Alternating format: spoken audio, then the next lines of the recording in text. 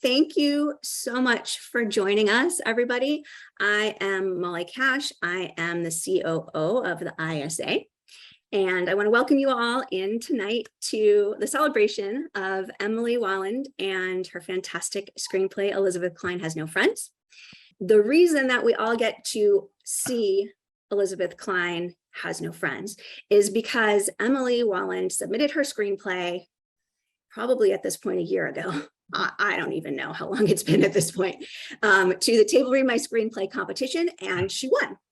So we get to then work on it. We bring in a director, Juanita Holmes, who was fantastic to work with, and we bring in this amazing cast, and we put it up on our feet. We workshop it, and Emily gets to watch her words come to life. And then, as an added bonus, we get to record it, edit it, and present it all for you tonight. So thank you all for being here, because it's a really special thing for a writer to be able to hear their words out loud with other actors. It's different than just reading it to yourself.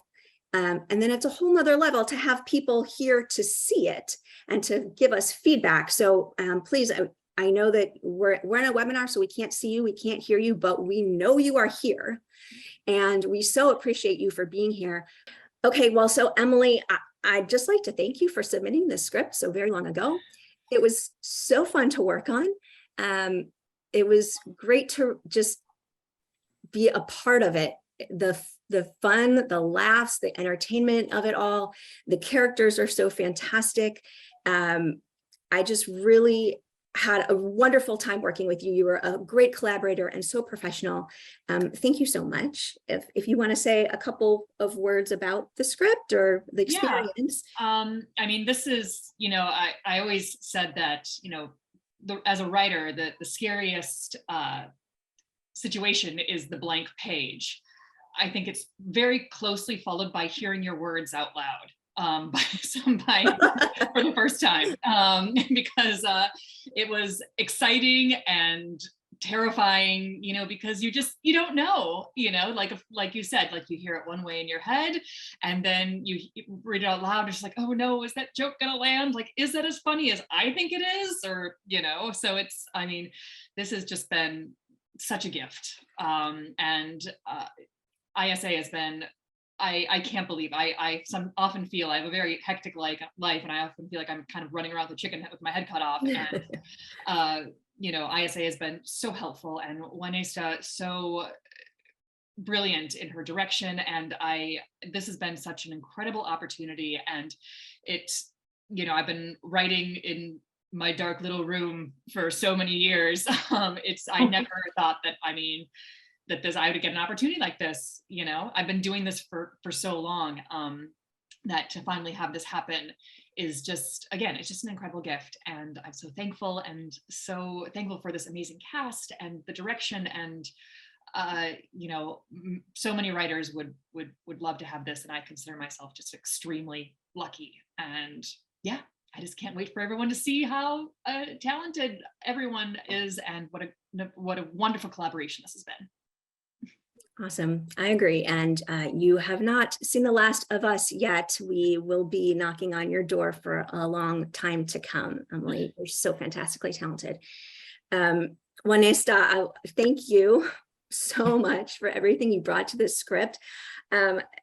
It's interesting. We haven't known each other for very long, and we didn't really have a connection as you were referred to us, and Shana brought you in. But I feel like right off the bat, we just hit it off and got along like old pals, and the collaboration with you was so easy and seamless. And I just really enjoyed working with you.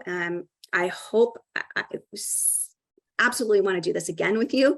So thank you for being a part of it and bringing the script to life, and bringing these actors together in a way that showcases the script so brilliantly.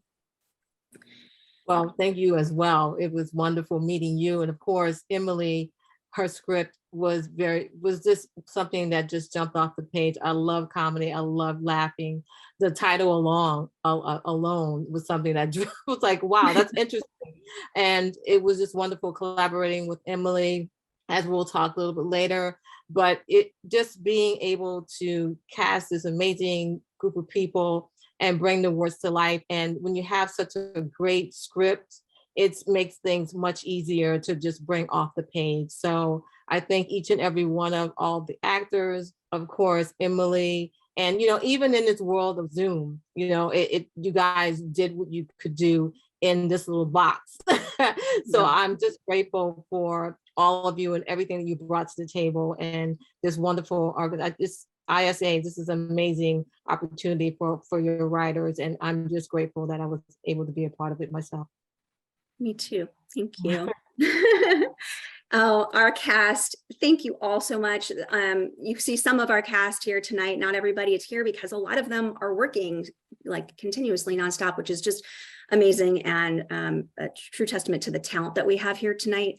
You all are fantastic. I'm going to list you all because, especially since you're not all here, our lead, Danielle Swanson, you really led this cast brilliantly, and all of you brought such care to these characters, such great chemistry with each other. Like Juanista said, it's so hard you're acting to a screen. You don't get to touch, you don't get to even have like that exactly eye-to-eye contact that you would normally have in person. And you all did such a brilliant job with it, and the energy, and you would never know that we weren't all in person. So thank you again, Danielle and Madison, Elena, Ricardo, Ianna, Eddie, Jennifer, Mecca, Sal, Peter, Lily, Maddie, Cortland, and Christopher. So big cast, and you were all fantastic, and you brought these characters. When I read this, I had like a vision, and the vision was nailed, spot on. All of you brought it, and Emily said the same thing too. So really well done. Thank you so much. ISA, woo, you are all such fantastic, dedicated people. Scott, I mean, we couldn't do it without you, man. You bring this thing to a whole new level every time we do one. This is our 5th, I guess. The sourcing of the clips, the sound, the images, putting it all together, cutting it again, getting rid of the Zoom blips, all of the stuff. It's just fantastic. Thank you for all of your fantastic work. I'm using fantastic a lot. It's the word of the day. Shayna, for bringing Juanista to us, for the poster, for bringing our ASL interpreters, for everything you do behind the scenes. Thank you, thank you. Felicity, for choosing this fantastic script. The readers from, this started way back with thousands of scripts. So the readers going through all these and finding the shining stars and bringing them forward, and then Sean and Jeffrey and Jordan and all the people that then get it even further up to the very tippy top of the one we get to see tonight. Thank you to the whole ISA team. Everybody on this team has a hand in the contest and or the event, and bringing this together tonight.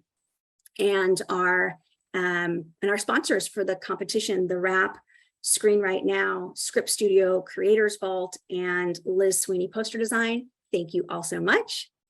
Here's something exciting. Tuesday, just around the corner, we're announcing the next winner of Table Read My Screenplay. So please check out tablereadmyscreenplay.com for the winners. We're announcing our genre winner, our grand prize winner, our short grand prize winner, and 16 writers that get to go on the Film Scout app, which is Legion M's app, and everybody gets to vote. So if you don't know about this, please take a minute after we're done here, not right now, and download the Film Scout app. It's free. And starting on Tuesday, you'll be able to vote for one of those 16, whichever one you would like to see come to life. Really exciting, something totally new that we're doing. And we also have another, because they're just coming at us so fast, there's another Table Read My Screenplay competition open right now that you can submit for. And the winner of that one is going to go to Sundance in January, because we're going back to live. Online's been a fantastic experience, though. I'm grateful for what we've been able to do here. Okay, I've said a lot. I'm done. You all get to watch it now. We're all going to go off screen, and we'll come back on afterwards. Please don't go away, because we're going to do a Q&A, and we'll see you after the performance. Hi, my name is Danielle Swanson, and I'm playing Elizabeth Kline. Hi, I'm Madison Boyd, and I'm reading for Ashley. Hello, I'm Ricardo Herranz, and I'm playing Javier. Hi, I'm Elena Hollander, and I'm playing Stephanie. Hi, my name is Blackwell, playing Ryan and manager. Hello, my name is Lily Giuliani, and I will be playing the role of Abby. Hello, my name is Cortland Joy. I'm playing Gabe. Hi, my name is Ianna Vasale, and I'm playing Francesca. Hi, I'm Maddie Schneider, and I am playing Rosie. Hello, I'm Jennifer Cheung, and I play Meredith. Hi, my name is Mecca Morgan White, and I'm playing Kayla, Molly, and Young Mom. Hi, I'm Sal Rendino, playing bartender and man. Hi, I'm Peter Schiavelli, and I'm playing employee. Hi, I'm Molly Kasch, and I will be your narrator. Elizabeth Kline Has No Friends, written by Emily Wahlund. Interior, David's Bridal, day. These dresses are so ugly. A saleswoman looks over, offended. But there are some elegant ones too. You don't have to do this. Oh, come on. You did this for me. And I promised that when you got married, I too would put on a bad bridesmaid dress fashion show. That was 5 years ago. Yeah, but I also remember you said you want your bridesmaids to pick whatever dress they feel comfortable in, same color, of course. Yeah, I think I want them all to wear the same dress now. Oh, okay. But you still want pink, right? Pink is your favorite color, singer, and clothing brand you advertise on your butt. Yeah, back in college. What about your dress? Oh my God, they have some on sale in the back that aren't that bad. Actually, my parents gave us some money, so I think I'm gonna splurge a little. Oh, this coming from the lady who told me not to waste money on 6 hours of my life, save it for a down payment on a house. Elizabeth, it's my wedding. You know what? You're right. I'm sorry. I'm just excited. You were just the most incredible maid of honor, and I just want to be that for you. What about the bar? I know you're really busy. Hey, stop. I want to say something. I know I've flaked on you a few times, more than a few times. It's been a crazy couple of years. Mike and the divorce and keeping the bar going. Oh, did I tell you? I'm renovating the bar. No more 90s theme. Lou Bega can suck. Elizabeth? We can have the bachelorette party there. And, I'm sure Francesca and Meredith will help. And, I figured you'd want something classy. But, if you want to have some penises in your face, I'm totally down for that. Elizabeth? Okay. Oh, we can just do one big penis. Elizabeth, you're not my maid of honor.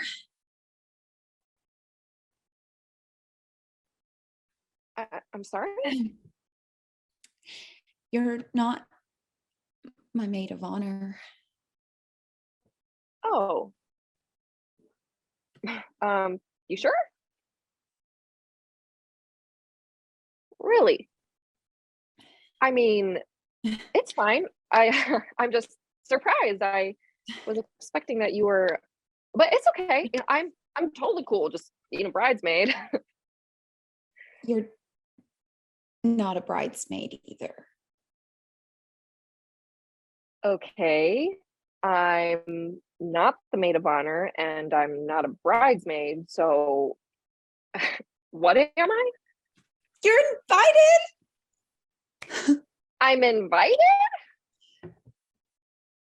Wow. Wow. I'm sorry. Really? I mean, come on, Ashley, you're my best friend. Oh, thank you. Thank you. I'm sorry. Are you still mad I didn't come to your birthday party last year? It's a lot of things. Plus, you only met Adam once, and it didn't seem like you liked him very much. Who cares? I'm not marrying him. You know what, Ashley? You're right. It's your wedding. Thank you for understanding. Yeah, you can do whatever you want to do. Yes. It's your special fucking day. Oh, so yeah, go ahead. Do whatever you want in your unoriginal, overpriced, don't like your fiance because he won't go down on you day. Everyone in the store freezes and looks. Elizabeth, I'm sorry. Listen, you're still my friend. No, this is bullshit. We have history, breakups, job changes, family drama. I gave you my Netflix password. Oh, it's your parents' password. Well, you know what? I don't need this. I mean, you said yourself, we rarely talk anymore. We've been drifting apart for a while, right? So, let's just call it. You and me, Ashley, we are not friends anymore. Done. Finished. Fuck you. Exterior, interior, scrubs later. Elizabeth storms toward the front door. The outside is gaudy, bright red with a huge electric blue and white scrubs sign. She enters. It's like we've traveled back to the late 90s, but like if the late 90s and TGI Fridays had a one-night stand. On the walls are posters of Sugar Ray, Bill Clinton, Brad Pitt, and more. TVs show hacky sack how-to videos. It's empty, except for Kayla, dressed as Britney Spears, a la Baby One More Time schoolgirl, and 3 customers at the bar. Kayla dances in front of her phone resting on the bar. What are you doing? TikTok. Well, you're on my TikTok. I don't know what that means. No posting while you're on the clock. Okay. Ice machine broke, but the good news is we only had these 3 customers and they didn't care. Also, the woman's toilet isn't flushing and the guys in the back said the dishwasher's dead. Carlos is dead? I think they meant the machine. I don't know. No hablo Spanish. Exasperated, Elizabeth hurries around the corner. Oh, and Stephanie. Interior, scrubs, office, continuous. Elizabeth bursts in. Stephanie Hamilton, a mom, hip but doesn't know it, tells it like it is, sits on the couch. Hey, what are you doing here? I had some time to kill. I dropped off Gabe at one of his ball sports. In half hour, I have to pick up Abby at, I want to say hip hop class? Karate, hip hop, karate, one of those. Anyway, thought I'd come say hi. Where were you? Okay, get this, Steph. I surprised Ashley with the whole fashion show. Then she tells me I'm not her maid of honor. And not only that, but I'm not in the wedding party at all. Ouch. I'm sorry. Whatever. I don't care. I don't care. You look like you don't care. It's fine. Friendship's over. No biggie. Come on, you don't mean that. Stephanie, how could we possibly go on being friends? I mean, what am I supposed to do? Continue to act like she's someone special to me when she's made it clear that I am not special to her? There's no way. But Ashley's your only friend. She's not my only friend. Okay. You can tell that I roll. I have tons of friends. Okay. Here, I'll show you. I have like 900 Facebook friends. Do you talk to any of them? I like the bullshit they post. So no. Okay, well, how about you? You're my friend. Technically, I'm your sister. Fine. Francesca and Meredith. When was the last time you hung out with them? Kayla and I hang out all the time. She's your employee. Jesus Christ. He doesn't count. Okay, so there's Misty. I've never heard you mention Misty before. Do I have to report all my friends to you? What's Misty's last name? Misty. Desk. Elizabeth, you can't be friends with a desk, even if you give it a trashy name. Oh, okay. I might not hang out with the, I have acquaintances and other people, like, oh my God. I have no friends.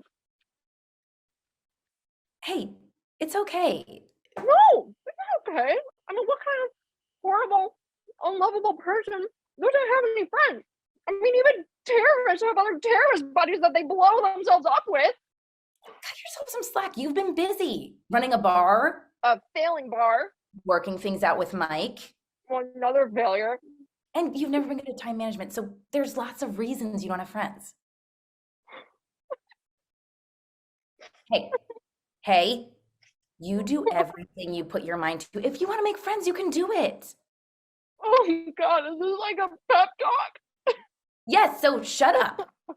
I bet you can make friends so fast that by the time Ashley gets married, you won't even care that you're not in the wedding. You really think so? Definitely.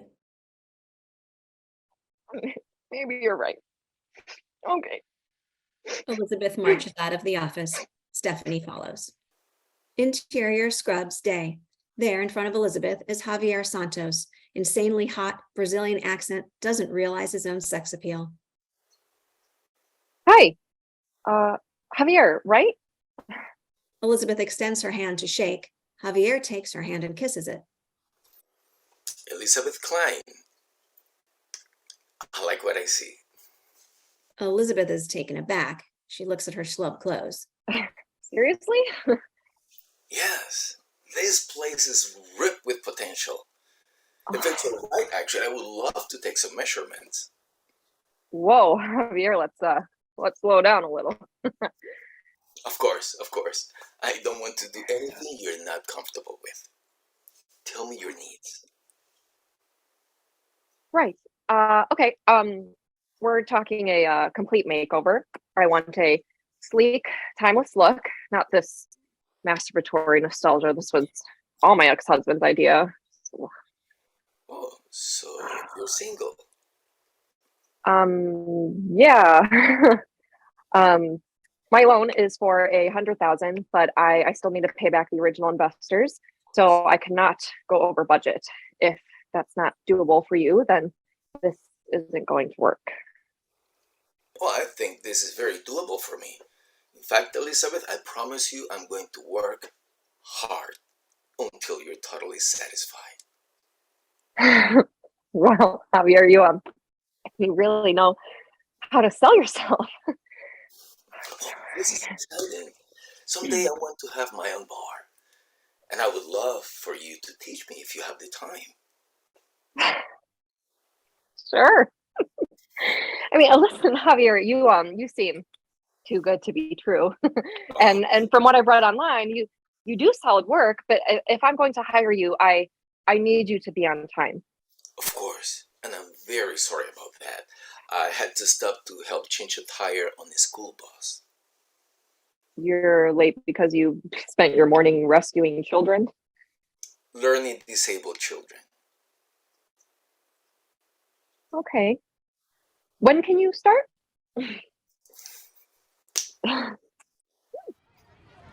Exterior park day. Elizabeth sits on a bench looking at her phone. Someone puts their hands over her eyes. Guess who? The hands lift, and there's Francesca. The once glamour girl now looks disheveled and frumpy. Peekaboo! Oh my God, Francesca! I haven't seen you in, what, over a year? I'm sorry about Ashley. Oh, we don't have to talk about it. Okay, because I'm a bridesmaid. See, I didn't need to know that. And whatever, it's so good to see you. I know you wanted to meet here, but I could totally go for a drink. Yes, but can we stay here? Oh, sure. Yeah, there's a liquor store down the street. I could go pick something up, do a little brown bagging like we used to do. Rosie calls to Francesca from a nearby jungle gym. Mommy, watch me go down the slide. You brought Rosie. Fun. Yeah, but if you want to get a drink, don't let me stop you. I can't. I have to breastfeed. You still breastfeed her? Oh, no, not Rosie. Vivian. Francesca reveals a stroller with Vivian, 6-month-old, in it. Oh yeah, you had another baby. You brought it. More fun. This is Vivian. I figured you'd want to meet her since you weren't able to come to her christening. Something came up. Sure. Vivian starts to cry. Anyway, tell me what's going on with you. How's the bar? Francesca takes out her breast and feeds Vivian. Oh, yeah, Something wrong? No, it's just so beautiful. Elizabeth tries not to look directly at Francesca's breast. The bar, well, it's closed right now for renovations. I don't really know where to look. I mean, what to do. And Mike is out of the picture? Yes, and it's fine. It's normal. Totally fine. Normal. I'm married to my job now. Oh, I'm sorry. Oh, don't boo. B. I used to work nonstop too.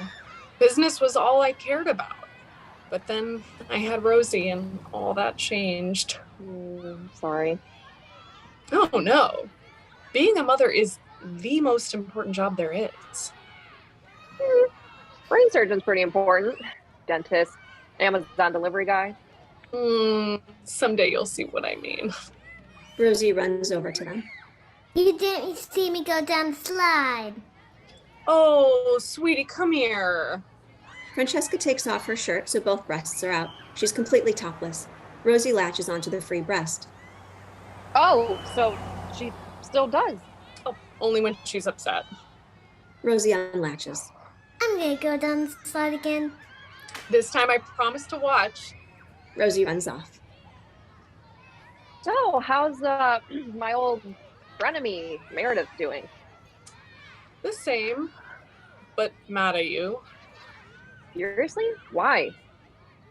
Elizabeth, I'm sorry. I need to give Rosie my full attention right now. Oh. Okay. Yay! Rosie goes down the slide, delighted. Interior, Stephanie's house dining room night. Elizabeth, Stephanie, Ryan, Stephanie's husband, Abby, their daughter, and Gabe, their son, sit and eat.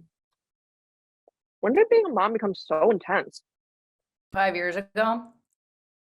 But you're a stay-at-home mom and you're normal. You managed to keep your tits covered. Breasts. The correct word is breasts. Breastfeeding is nothing to be ashamed of. It's natural. So is masturbating, but you can't do that in public. What's masturbating? Oh my God.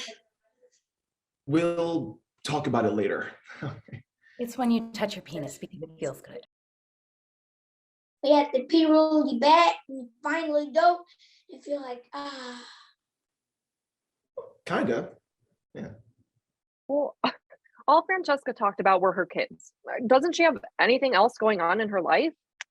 Kids take up a lot of time. And we wouldn't have it any other way. Whatever, Dad. What about the other people you reached out to? Well, let's see. Besides Francesca, Meredith is mad at me and not returning my calls. Britt is in jail, and Julia and Trisha never called me back. Not even a text. Maybe they're busy. Yeah, there are certain universal truths in this world. You know, farts are funny. Being able to break dance makes you automatically cool, and no one is ever too busy to text. Try calling them again. Or just call up Ashley, go for a couple beers, and get over it. Dad, can you just not? Well, that's what a guy would do. Okay, I'm just not sure I would want to be friends with any of them. First impressions aren't always the best. I didn't like Ryan the first time I met him. Wait, what? Sometimes people just need to grow on you. I give a person at least 3 chances before I write them off. Yeah, I guess. And keep trying with the others. Except Britt. Elizabeth, if you want to make friends, you need to be nice. Gabe, bud, what did I tell you about mansplaining? Yeah. Sorry.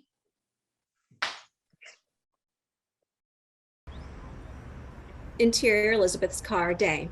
Elizabeth parks her car at her apartment building. Meredith calls, FaceTime. Elizabeth answers.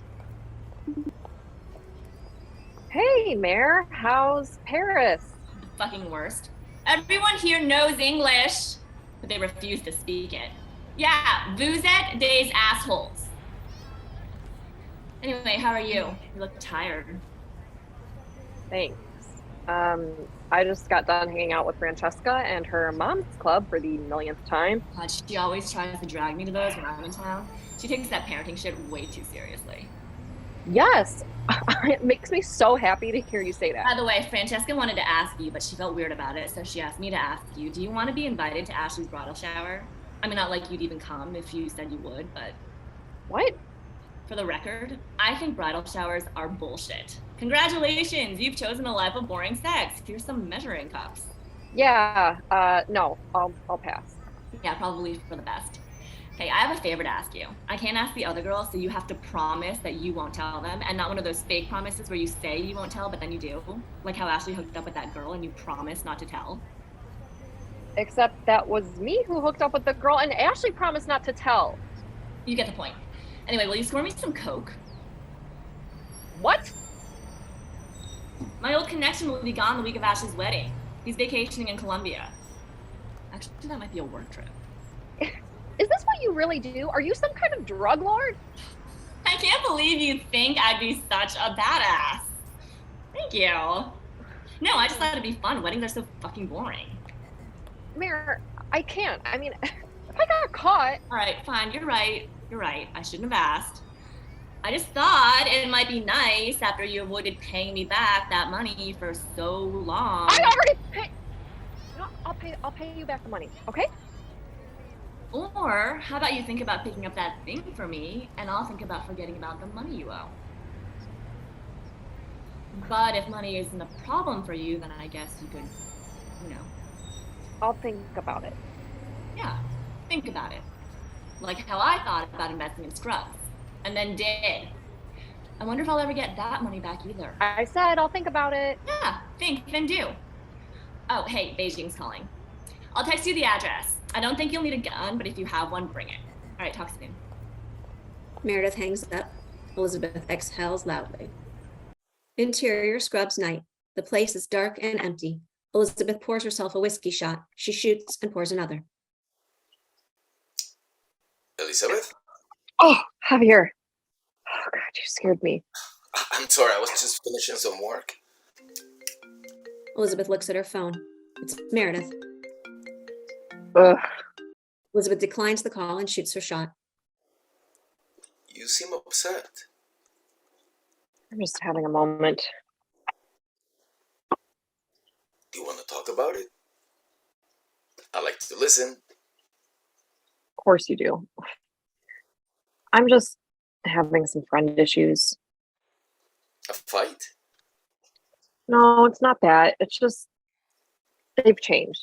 I mean, they're still the same people, but they're different. Making new friends is... I know I should give people a chance, but how many chances do you give before you decide that you're not compatible? Not compatible? With you? I'm sorry, but there must be something wrong with them. You're a wonderful person. Many people would love to have your friendship benefits.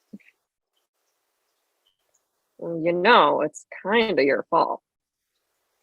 Why? I mean, if you weren't so great at your job, I'd have to be here all the time and I wouldn't be hanging out with these people. Elizabeth moves closer to him. I don't think I've come out and said it, but I'm really glad we're working together. I couldn't have done all this without you. You're really amazing. Oh, thank you, Elizabeth. I'm glad that we're working together too. And you? Running a bar on your own? I think you're amazing. Boldly, Elizabeth lunges and kisses him. She lingers for a second, but then pulls away. Javier looks grossed out. Oh my God. I'm so sorry. No. I enjoy that. It looks like you're gonna barf. Maybe we just need to kiss longer? Javier goes to kiss Elizabeth. Oh, hold on. This isn't right. I've put you in a terrible position. It's okay. It's okay. No, it's not okay. I'm your employer. It's not you. It's so unprofessional. Elizabeth, it's not you. Okay. Can you tell me what you're thinking right now? Oh my God, this is hard. I have these urges, and I've always had them. But then I met you, and we get along so well and we have the same goals. I thought that I might develop feelings for you. I thought my urges would change. Change. You're gay? How can you be gay? You're not gay. You're always complimenting me and other women, and you love to listen in your abs. And oh my God, of course you're gay. Oh, please stop saying it. Stop saying it. Nobody's here. Nobody cares. Yeah, my family cares. They're very, very traditional people, and not all the men that work with me have an open mind. In fact, I've heard the names they call men like me. They would not respect me if they know that I'm... That's not a gesture for gay. Please stop saying that. Don't Okay, say it. I'm sorry. I won't. I promise. Wow, you really have me going there. I mean, you flirted with me. We work well together. You're going to teach me Portuguese. I totally thought we were going to bone. Yeah. Oh my God. You know what this means? If there's no possibility of us having sex, we can be friends. Elizabeth rejoices and jumps into Javier's arms. It's the best thing ever. Let's celebrate. What do you like to drink? Elizabeth, I think it's best if we keep our relationship professional. Oh, okay. Yeah, you're right. Gotcha! You bitch! They laugh and embrace. Interior, Elizabeth's car. Intercut with Stephanie's house, day. Hey, Steph. Huh. The person who never calls me back or responds to my texts is alive and has a working phone. I'm sorry, I've been busy. Someone once told me no one is too busy to text. Well, that someone sounds pretty fucking awesome and smart and attractive and... You have no problem finding time for Javier, your new BFF. Don't label us yet. We haven't talked about our status. Anyone who follows you on social media knows your status. You should be happy for me. I am. Just don't forget about your sister. Oh, is someone jealous? Oh, should we call Ashley and find out? If you're suggesting that I'm revenge posting, I'm not. Your eye roll is deafening. The real reason I'm calling is because Ryan's boss gave us tickets to Beyonce on Friday. In the background, Ryan practices his single ladies choreography. He's so excited. And you're inviting me? I am inviting you to watch my children. Lame. Please. Fine. Thank you. Hold on. No, hun. Your head goes the opposite way of your hand. So, like this? Is that? Yeah, I got it. About two hands. No. I gotta go. Stephanie hangs up. Interior, supermarket, later. A butcher hands Elizabeth a wrapped sandwich. She turns around and pushes a shopping cart. Francesca walks next to it while breastfeeding Vivian. Rosie sits in the cart. The sandwiches here are excellent. I'm sure they are. Francesca marches over to a large display of strawberries. I can't believe they're selling these. Strawberries? Non-certified organic strawberries. They're at the very top of the Dirty Dozen. Mom's Club emailed all of the local grocery stores with this year's list. I'm sorry, Dirty Dozen? The list of non-organic foods that test positive for at least one pesticide.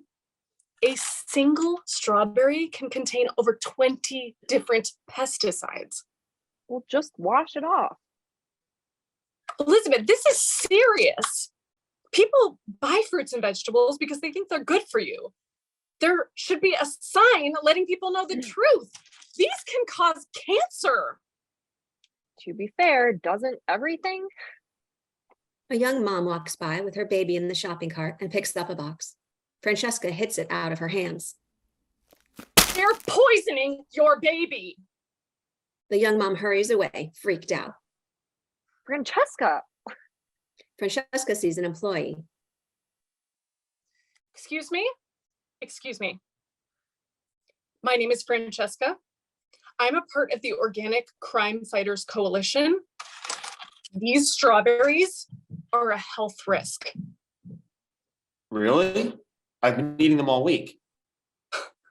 Well, you've probably noticed a decrease in your sperm count. Sorry, she's just a concerned parent. Where's the soup aisle? I insist you post a warning or remove the strawberries. Ma'am, I can't. Warning or remove. Warning or remove. Okay, I'm gonna get my manager. The employee runs off. What is wrong with you? Somebody's got to be a hero. Francesca sits down. I'm not going anywhere until action is taken. You're kidding me, right? Francesca taps the ground. Sit. No. Elizabeth, as a parent, Enough! You are embarrassing yourself. This whole mom thing is out of control. You are a grown-ass woman sitting on the floor in a grocery store. You know, I know we used to be good friends, but who are you? And if your answer is Vivian and Rose's mommy, then I feel sorry for you. I mean, listen to yourself. You are protesting strawberries. Stupid, delicious strawberries. Oh my God, you are one crazy mother. The manager and employee hurry toward them. Excuse me, ladies. Oh, shit. Elizabeth runs away. She forgets her sandwich, goes back, gets it, then runs away again. Interior dive bar night. Elizabeth and Javier sit at the bar. Can we get drunk tonight? Like, hit on your cousin drunk? Whatever you say. Alcohol solves all your problems. Well, my mother used to say it only causes them. Causes, then solves, then causes again. The circle of life. Bartender sets 2 bottled beers in front of them. Thank you. Allow me to get emotional for a moment. It's been so good having someone I can be myself around. Are you falling in love with me? Thank you for being my friend. Javier picks up his beer. To best friends. To best friends. They cheers. Interior sky bar later. It's a party. Loud music, hot people. There's a pool in the center of the space with people lounging around it. Javier struts in. Elizabeth stumbles behind him. Interior, Stephanie house, same time. Stephanie is dressed up. Ryan, wearing a Beyonce t-shirt, sits on the couch with Gabe and Abby. He's upset. Elizabeth looks at her phone and answers. Steph, guess where I am? The answer better be on your way. What? It's Friday. You said you'd watch the kids. We're gonna miss Beyonce. Gabe looks surprised at his dad. Daddy didn't mean to yell. Just having a lot of emotions right now. Gabe hugs him. Shit, I'm sorry. Where are you? I'm at the bar. Well, get over here now. Stephanie, listen, I'm a little busy and drunk. And Javier. Are you serious? She's not coming. I'm gonna make this up to you. Elizabeth, you can't make up for Beyonce. It's impossible. I'll pay for the tickets. It's just that Ashley. No. Elizabeth, you really let me down. We used to be there for each other, and now you're treating me like you treat everyone else. Just call me when I can get my sister back. Stephanie hangs up. Everything okay? Yeah, fine. I just need a drink. Elizabeth and Javier make their way to the bar. Beer. I need all the beer. You know what? You are right. This place is sexy. I like it. Elizabeth sees Ashley and a group of friends across the pool. Ashley sees Elizabeth. Elizabeth sees Ashley looking. She poses and laughs like Javier just said something hysterical.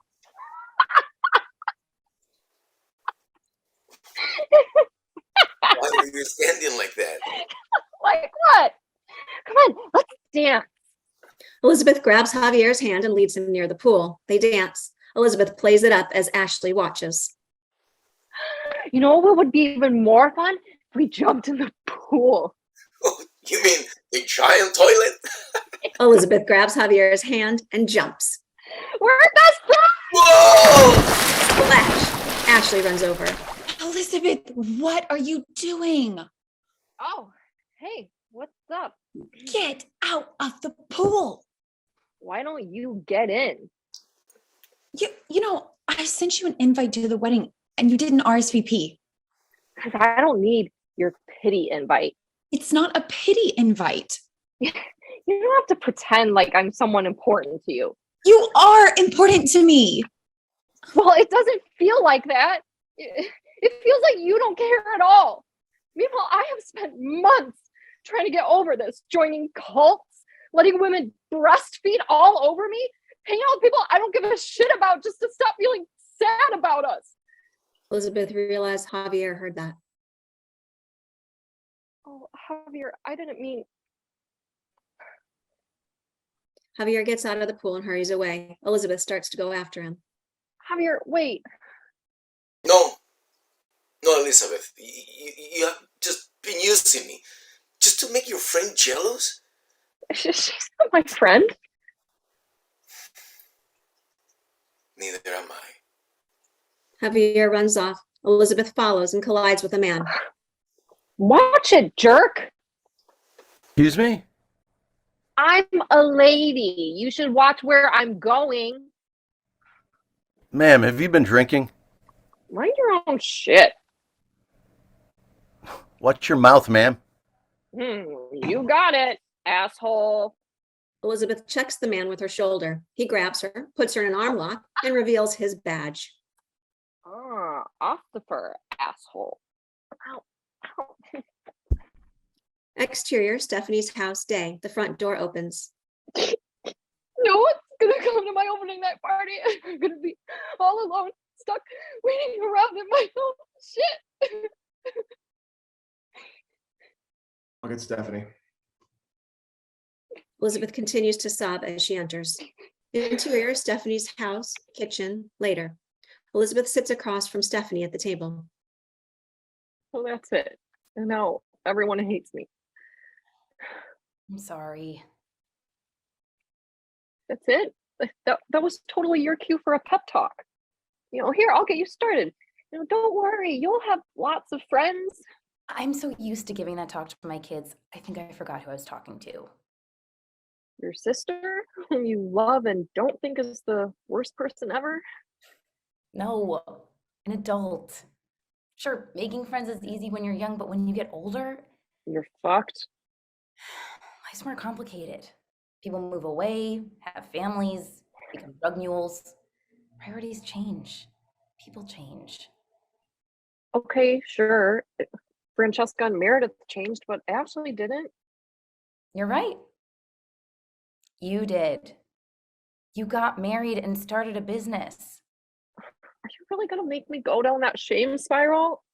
I'm just realizing that when the bar wasn't doing well and your marriage was falling apart, you didn't lean on your friends. You blew them off.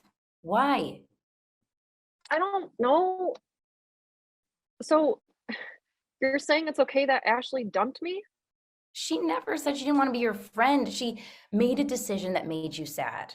But instead of working through it... So I'm the shitty friend? You want my advice? Ashley's wedding is next weekend. No. I think you'll regret not going. I never RSVP'd. I don't want to be rude. After everything, now you're worried about being rude? I was a shitty sister too. And you've been so supportive through all of this. I'm sorry. You're forgiven. Stephanie hugs Elizabeth, still in the embrace. You know this apology will someday require Beyonce tickets. Adele's on tour. Deal. Exterior Beverly Hills Hotel courtyard day. The maid of honor runs off the stage after giving her speech. That won't be a tough act to follow. Yeah, it won't be.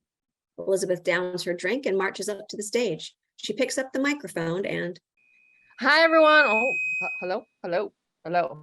Hi, I'm Elizabeth. I'm not a member of the wedding party, but I still wanted to say a couple words if that's okay. Ashley and I met our first day of college. I didn't have a roommate.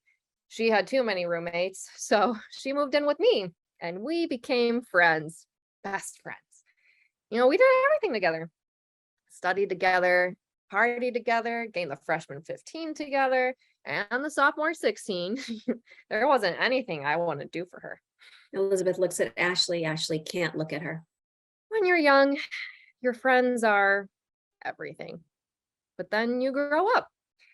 And the friends you used to talk to every day, you talk to every week, and then month, and then you're lucky if you catch up twice a year. But that doesn't mean it will stay like that. Things change. Elizabeth looks at Francesca.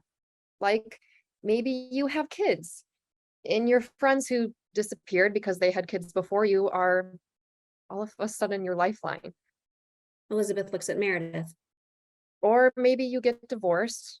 Not saying that that's going to happen for you too, but there's that friend who you can be single and crazy with, someone who you paid back the money they think you owe, but they've done too many drugs or banged too many underwear models that they can't remember. Elizabeth looks at Ashley. Or maybe you got in a fight and someone's feelings got hurt. Just because people drift apart doesn't mean it won't drift back. Something changes and like that, you're back together. Like no time has passed. I like to think that that's the kind of friendship Ashley and I have. Sorry, I kind of went on a tangent there. I hope it wasn't as bad as the maid of honor. Okay, cheers to my friend, Ashley. The crowd politely applauds. Elizabeth puts down the microphone and hurries off the stage to the bar. Supposed to give a toast? Nope, and I'm leaving now before I do anything I'm not supposed to do. Elizabeth grabs her martini and runs out. Interior Kline's night. Quick pops of the grand reopening party. It's packed. Elizabeth sees Francesca and Meredith walk in the door. Hey, I didn't think you'd come. We were on the fence. We thought about pulling Elizabeth and just blowing you off, but... About that. And all those times I did that, I was embarrassed. If you came here, I didn't want to explain why you were the only people here. And if we went anywhere else, I didn't want to make excuses why I was staying with someone who treated me like shit. Yeah, did I ever tell you that Mike used to hit on me? Hit on you all the time. I know. Look, we've changed. Meredith, maybe not so much. I don't know if we'll ever be as close as we were, but you're both welcome here, whenever. And no more blowing people off. If I say I'm going to show up, I'm going to show up. Promise. And not one of those fake promises. Francesca and Meredith soften and give Elizabeth a half smile. They nod in acceptance of where they all are now. So, do you know if... Ashley walks in. Francesca and Meredith sneak away. Elizabeth goes to Ashley. You came. You invited me. I invited Adam too. Is he coming? No, I thought it would be best if it was just me. I'm really glad you're here. Can I get you a drink? It's the least I can do after I crashed your wedding. Sorry. Yeah, that was unexpected, but totally something you would do. You know me well. So, what now? maybe if it's okay, can I call you later this week? Or if you don't want me to. I was thinking that since I'm here, we could get a drink now and fill each other in on everything. Yeah, I would like that. Good. Because I've missed you. Elizabeth lunges at her and hugs her. Ashley returns the hug. Okay, get a drink. I'll be right there. Elizabeth walks out the door. Exterior climbs continuous. Elizabeth walks past the doorman and leans on the building. She exhales loudly and smiles to stop herself from crying. A woman, Molly, passes by. Elizabeth smiles at her. The woman stops. Excuse me, did this place open? Actually, tonight's the grand reopening, although it's kind of a friends and family event. Oh, okay. I just moved here and I'm in desperate need of a local bar. Where did you move from? New York, just 2 months ago. Well, welcome. I own this place. Oh, very cool. Maybe I'll stop in next week. Molly starts to walk away. Hey, why don't you go in now? Get a drink. But isn't it friends and family? Yeah, but what's your name? I'm Molly. Molly. I'm Elizabeth. Made any new friends in the last 2 months? Elizabeth opens the door. You have now. Molly walks in. Elizabeth follows. The end.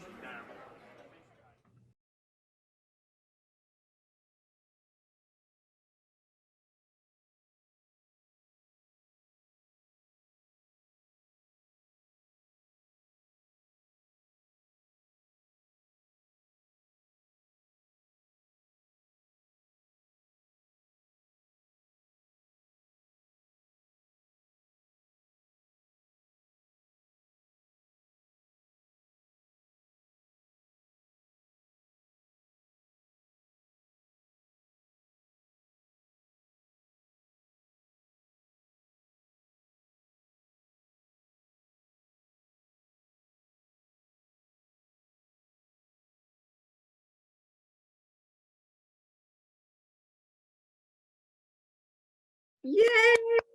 Woo, you guys! Yay! Hi! Taking bows. Cass, that was amazing. Isn't it this? We can all do this. Yes. Nice work, everybody. It's That was fun. so fun. I have to tell you, I mean, because you're all listening to my sound, so I was stifling my laughter. I'm every 5 seconds, I was like, don't laugh, don't laugh. It was so funny. Oh, so fantastic. Okay, so yeah, tell us how much you loved them and how much you loved the script in the chat. Thank you, thank you, thank you. We're gonna go away for the Q&A, and then we'll come back on after the Q&A. This is going to be a Q&A with Emily Wahlund, who is the writer of this amazing project, Juanesta Holmes, who is the director. We have Danielle Swanson, who is the lead actress extraordinaire, and Felicity Wren, who is our own VP of development at ISA and was part of choosing this winning script. So first of all, Emily, I'm going to start with you. I want to know the inspiration behind writing this script. Well, it was a couple things, but mainly, honestly, I wrote this several years ago, actually, or I started the first draft of it several years ago.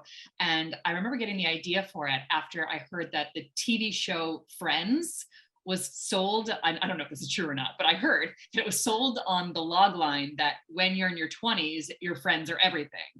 And as someone who was in my 30s at the time, I was like, yeah, but then you hit your 30s and what happens to your friends? Right. You know, and just, you know, getting older and experiencing that myself, you know, just, you know, people change, or jobs and families and just lifestyles. Like it's so funny how, you know, like I looked at some of these people, you know, when I was younger, it's like, oh my gosh, like I would have done anything for them. Like I would have gotten out of bed at 3 a.m. and like bailed them out of jail. And now it's just, you know, it's just different, you know, and also just writing a script too for, you know, I love writing strong women characters and funny, strong women characters. And I wanted to make this really a kind of love story between friends. So, which I don't think we necessarily get to see that often in screenplays. I feel like it's always like, oh, you know, the female lead has to have like a love interest. And I was like, well, what if she didn't, like, or if her love interest was her friend? So I love that. I love, yeah, it's true. We don't see that many films or TV shows where the female isn't going after a man or trying to go in that direction. So yeah, it's a nice shift. Thank you. So I'm going to ask you one more question, then I'm going to kind of jump around to everybody. Sure. So talk about that first time that, and I don't know if you saw this before or this was the first time that you saw the recording, but tell me about that feeling when you first either were watching rehearsals or saw the recording and just sort of like took in that first experience of hearing actors like Danielle, you know, bring your character to life. What was that like for you? It was absolutely incredible. You know, I touched on it on the beginning, you know, I have a very much an idea of how these characters sound in my head and who they are. I have a very clear picture of them. And I couldn't have been more happy with how the actors, and I told them, like, I was like, these are outrageous people. This is a comedy. Like, these are people who, if you met them almost in the real world, you would be like, how do you exist in the real world? Even though I mean, I know people like that. I always say, like, I know people where I'm like, I don't know how you don't get hit by a bus every day of your life. Like, you are so outrageous, you know, like you just don't do what you please and whatever, and are so, your point of view is so strong. But these, and they did. I mean, these actors, I admit I was nervous, especially because, you know, comedy, it's hard. Comedy's hard. Yeah. And, you know, and these actors just went for it. And I couldn't have been more thrilled with their big choices and just how they really, really stepped up to how outrageous these characters are. Amazing. Juanesta, I'm going to come to you next. When we reached out to you, so just for reference, we found you through a referral from our former table read director, Mary Lou Balai. And she said, amazing, absolute, you know, highest regards for you. So we were very, very fortunate, one, to get you involved. But when you read the script, when you sat down and, you know, looked at Elizabeth Kline Has No Friends, what were your first thoughts? Well, first of all, the title alone was just catching for me. And, you know, the friendship thing. And I think when I called Emily and shared with her the whole thing about the breastfeeding and, you know, me having a little experience about being a doula, that scene alone jumped out and made me laugh so much. And the characters themselves, just the whole thing about friendships is true. We know the changes in our lives and, you know, we get so busy, and like her, I have situations where friends, you know, you just move on and your lives change. And it was funny when I love comedy, and I've been blessed to work in comedy for many, many years. So when I read the script and I'm laughing out loud, it's something, and the characters jump out on the page, and it's just something that I want to be a part of. So Mary Lou is a wonderful, amazing director. So I knew that if she's, you know, a part of this organization, ISA, I know this is a great thing to be a part of as well. And then I was so fortunate and blessed to have such a great script. And then an amazing cast who, to me, just brought out what they could in this world of Zoom. You know, it was fun collaborating with everyone and, you know, giving them ideas about just making this come to life as best you can in a box. And I feel they all did that. And Molly and just everyone was just so wonderful. So for me, it just was the perfect fit. So I'm so glad to be a part of it. Excellent. I would agree. I think that all the actors really, really committed, and that Beyonce Single Ladies Dance was amazing. I mean, come on. Danielle, I'm going to jump to you on this also. Tell me about, from an actor's standpoint, when you read this script, what stuck out to you? What was something that really resonated with you about this? I think when I read the script, what I really enjoyed about it, kind of what Emily was talking about earlier, it was really nice to read a script that didn't have like a romantic interest or like a leading man. You know, we have these strong characters, these flawed characters, really just human beings. We're all flawed. We're not perfect. We make mistakes. And Elizabeth is just, you know, she's just trying to figure it out. And we all, as Vanessa and Emily have talked about, friends and people in our lives, they come and go. We all go through different seasons. We go through different dynamics of closeness with people that we care about. And sometimes you learn that people don't show up for you the way that you want them or need them to, or you realize that you're showing up for someone way more than they are for you, or you consider someone a good friend and the other person maybe doesn't consider you as highly, and it's heartbreaking, but that's life. And so, and I'm kind of just in a similar chapter. And so the script was really strong to me and really touched me in that way. Of it was, to her point, it's a love story, but it's a different kind of love story. It's love with our friends, the family that we get to choose in our lives and who we surround ourselves with. And it's just so fun. And all the characters are so crazy and all the actors were just so fantastic. And so I was excited to get to watch this, because obviously in the table read, you're just trying to keep it going. So I loved getting to see all the actors, like their performances. They all did so great. I mean, you did a really, really wonderful job watching you be drunk and watching you just like do all that physical, you know, comedy within the space of the Zoom box with your phone and even like running around. Yeah, you did an amazing job. So Felicity, I would go to you. Unmute yourself. What was it about this script for you that sort of screamed winning script for table read? Well, it's not often that you actually get a true female lead. And I have to say that Elizabeth and the character of Elizabeth it's literally the whole film hangs on her shoulders. I was thinking about, if you think about Bridesmaids or some of the others, it's more of an ensemble cast where really Elizabeth is in every scene and it's about her opinion on everything. And that is quite a brave thing to do in a script. And it's also so refreshing and rewarding. And you're right. As Danielle said, she's a flawed character. You know, she gets it wrong. She's messy. She eats sandwiches. She talks with her mouth open. You know, I mean, who can bear that? You know, but at the same time, there's a good person in there. There's a good heart. There's a kindness. And I think it also was, as Danielle said, and it was my point, really of it, like Stephanie is family. So she'll kind of be there throughout. But as someone that's emigrated from another country to live in LA, I had to make, my friends are my family now. You know, I had to make a new family, and our friends are a new family to us.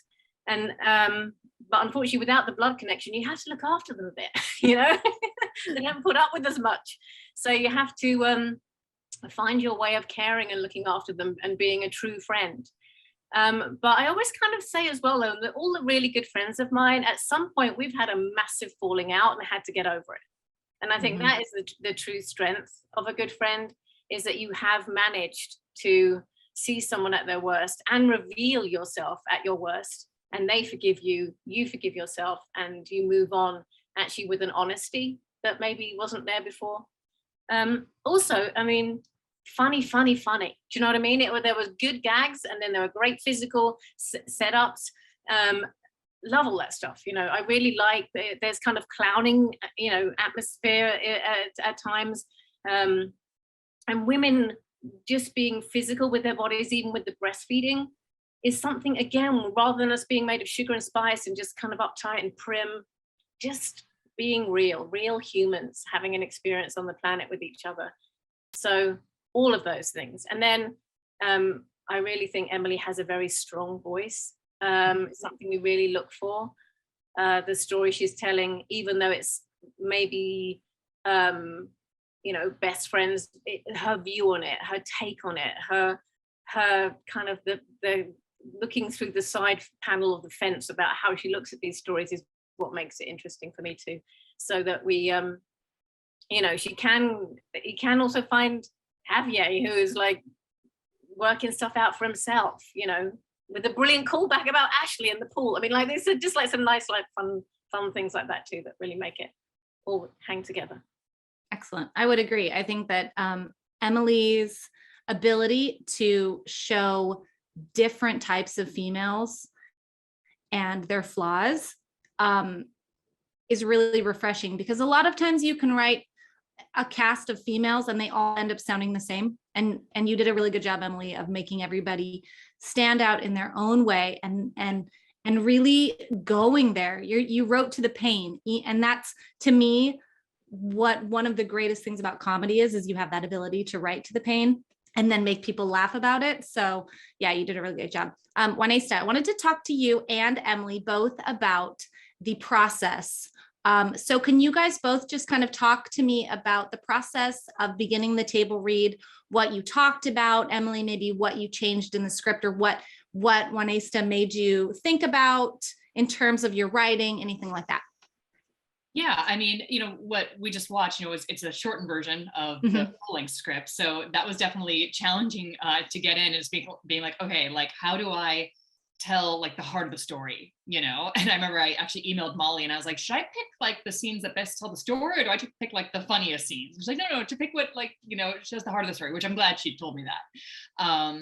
Because yeah, and I, at the beginning of this, I had a wonderful conversation with Juanesta, and I could tell that she just really understood the script and the voice, and I knew the direction where to take it. And in the process of watching her work with the actors, and really being so innovative at times, just like, like her ideas of like how she wanted to, maybe like adding layers to characters that, like, I didn't even know were there. And I mean, just really speaks to her talent of her being an incredible director and being able to look at a script and see things that even the writer didn't see. So amazing. Juanesta, what about you? Yeah, it was interesting, as Emily was saying, just trying to find the scenes to really bring out, there's so many funny parts and great parts of the film. And it's interesting when she figured out the scenes I was going through myself. And as I was looking through the scenes that I wanted to tell, I felt would be the best thing to show, she already sent hers, and I compared, and it was almost right on, which I didn't tell you, Emily. Oh, no, you didn't. Yeah, we were right on the same page. Yes, and it's, again, the process for me, like her, the excitement of hearing her words after I read the script and was reading the characters and really getting what the show was about, the film was about. It was fun for me listening to these actors who we cast to read the parts and seeing how they would do things. So the fun part about the whole thing too was just throwing things at them and seeing what they bring about. And then again, like she said, layers, I added layers, but I believe that the actors themselves added layers as well. And being able to just, again, and then with Emily, just being able to, since she knows these characters, I think we all were a great collaboration to bring this wonderful piece of work to where it is in a, I continue to say in a box, because it will bring it even more to a level of just brilliance when it's on its feet on a set and actually being filmed. And I think too, with the added essence with Scott adding all the background noises and things that I threw at him as well, I think the whole thing made everything come to life. So it was it was a labor of love, I believe. I think in the chemistry with every person, a part of this cast, just brought everything together. So I'm so happy for you, Emily. And again, it was a joy to be a part of. Was there anything, Emily, for you after speaking to Juanesta about the script or anything from hearing it out loud? Was there anything that you've shifted about the draft of the script? Is there anything that you tweaked or changed, or? I mean, I maybe tweaked some, some very small things. I think honestly, the scene that I tweaked the most was the scene between Elizabeth and Francesca in the park, because I really wanted that scene to be about people who once were so connected, but now we're just so not, it's like, oh, we just have nothing in common, and just that fight of just maybe this, nope, we don't have that in common, and just how they're just like on two completely different pages. And that was the one scene where I went back and actually, honestly, now I wrote this script when I wasn't a mom, and now I have 2 kids. And writing it a little bit more like almost, I don't want to say empathetically towards Francesca, but just with a slightly different eye, I guess. Yeah, I feel you on that. I'm a mom too. So yeah, I feel you on that. I was going to ask you if you had kids, but I was like, I'm not going to do that. You know, it's so funny because I wrote this, when I didn't have kids. And when, like, I remember at the time, like my sister told me, like my sister, who's Francesca is very loosely based on, very loosely based on, she would like breastfed her daughter till she was like 3 or whatever. And I was like, I would never do that. And now here I am with a 2.5-year-old who will not give up breastfeeding. So it's just like, it's just like, that's what I get. That's what I get for writing this character. Yeah, exactly. Yeah. Danielle, I wanted to ask you about working with the writer and the director of this. Was there anything maybe that changed for you between reading the script and then coming in and doing the recording? What were some things that maybe shifted for you, or things that you learned from Juanesta, or in the process of rehearsal, anything like that? That's a good question.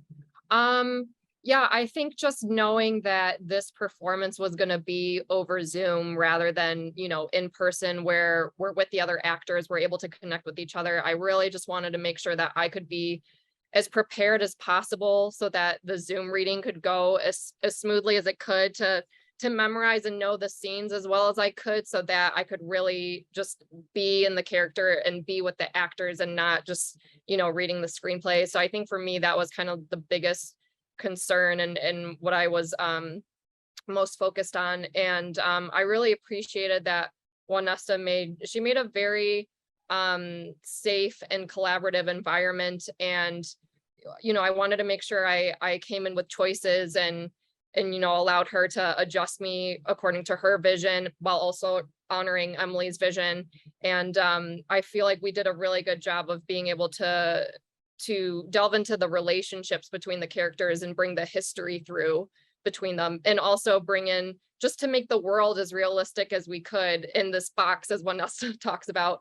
And Scott really helped with just the images in the background and the soundscape, and all the actors who brought in props and did costume changes and wardrobe changes. It just really helped it a lot. And so I think that really helped kind of in the rehearsal process of seeing, like, the more detail that we can bring in to really build the physical environment of this world as much as we can, I think really helped a lot. Excellent. Let's talk about, and this is for everybody, what do you think the importance, the significance is to have a table read or some sort of reading? It doesn't have to be a formal table read, but what do you guys find is why should people do table reads? Why should people get a group together and hear their words out loud? I can't think of anything more beneficial, honestly. I mean, as a writer, it's like I write a script and I give it to someone for notes, and it's that one person I give, or like that group of people, but that group of people never like meets together to like kind of collectively. And it's almost like with all these actors reading it, it's almost like I had one big note session, but like, because there were so many different flavors, like it was, it was the best note session ever.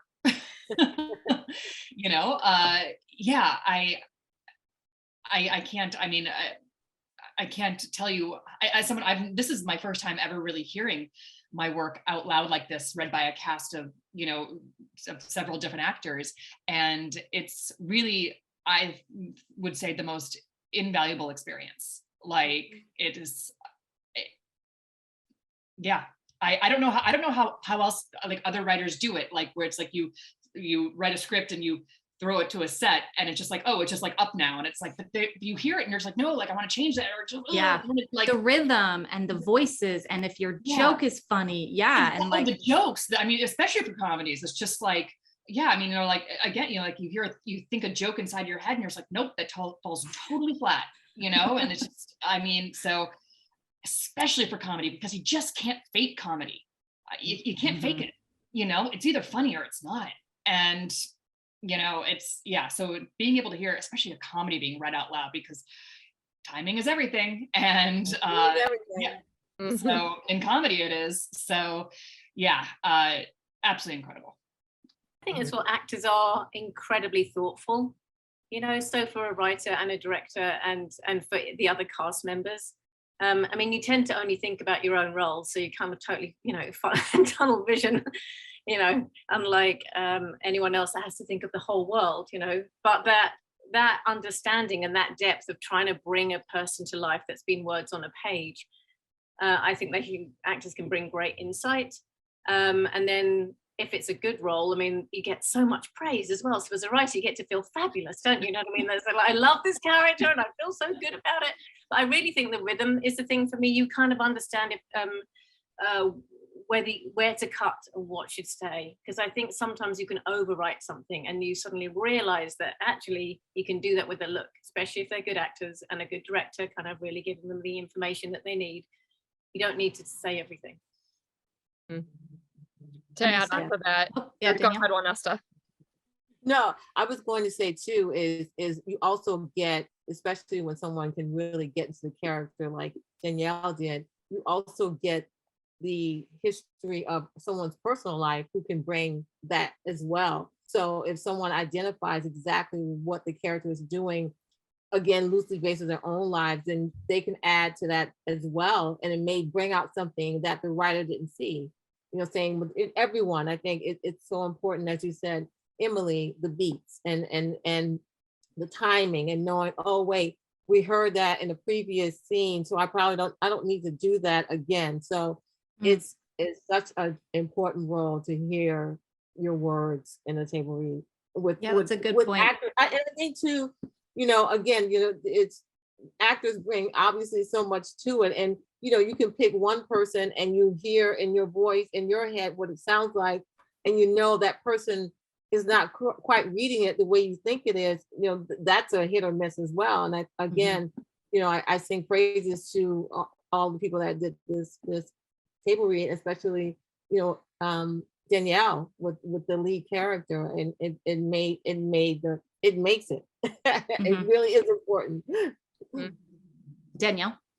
Yeah, just to add on of just timing and pacing and rhythm is so important in comedy, and all the more reason why the table read is helpful. And obviously as an actor, you know, you want to bring life to the characters and life to the words and really make sure that the jokes land, and it's figuring out, you know, like, am I delivering this wrong? Like, you know, what do I need to figure out? Or is it the joke that needs tweaking? And so again, it goes back to that collaborative space of working with the writer and the director and just making it the best that it can be. And so that's where the table read is really beneficial. Yeah, I really liked that comment about repetition, because I think a lot of times, yeah, as writers, we're maybe writing things disconnected. And so sometimes you don't realize that you've already given information, then you don't need to give it again. So you're like, wait, new information here. Let's get some new information in.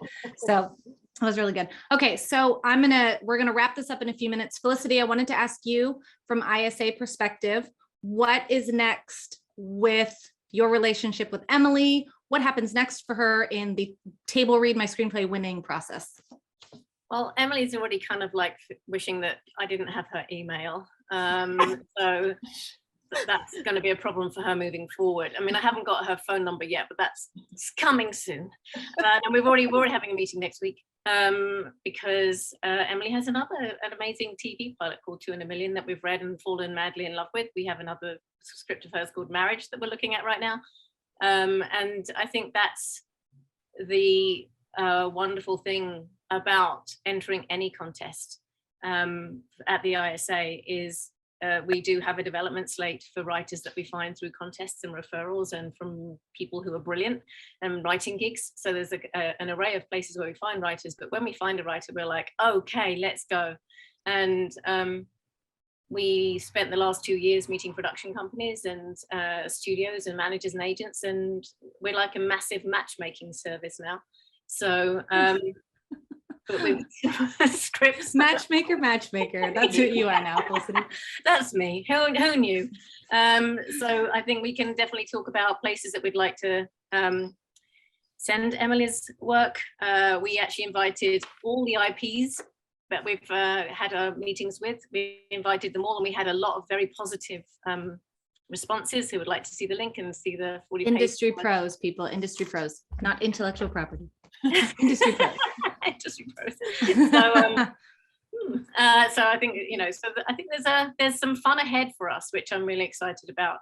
I think finding someone who is a wonderful writer, but then is also a great person and is into collaboration and wants to play along and is willing to work hard, because there's, you know, the fact that Emily decided to write a 40-page version of her script so it could stand alone, you know, not everyone would do that. And that commitment to the hard work and understanding that there's a lot of free work on the way, but get something made, get something sold, it all gets much easier from there, and we'll be on that journey together. Amazing. Emily, I'm gonna end with you, and I want you to give any final thoughts, maybe any, I don't know, call out to why somebody should enter this contest. Yeah, final thoughts. Yeah, I mean, you know, I have entered so many contests over the years, and you know, I mean, I did Elizabeth Kline as well as other scripts, and you know, did okay. Like maybe I made it to the, you know, finals or quarterfinals or, you know, whatever. And I would say, you know, keep doing it. You know, I remember back when I first moved to LA, I was an actor. Started off as an actor, and my agent said something to me that I'll never forget. And she said, Emily, the only people who succeed in this business are the people who stick around long enough to succeed. And I've always remembered that. And just, you know, you just keep going, you keep trying, and, you know, just don't give up. And if you want to write, act, direct, whatever it is, just keep doing it if that's what you want to do. And the day you don't want to do it anymore, stop doing it. But if that's what you want to do, you got to keep doing it, but like really doing it. And it's hard, but you know, that's where you gotta get excited about whatever it is, your projects, your roles, whatever. So excellent. And enter contests, because you never know you never know what's gonna happen. And that's the scary part, and that's the exciting part about this business. It's true. It's a giant, who knows?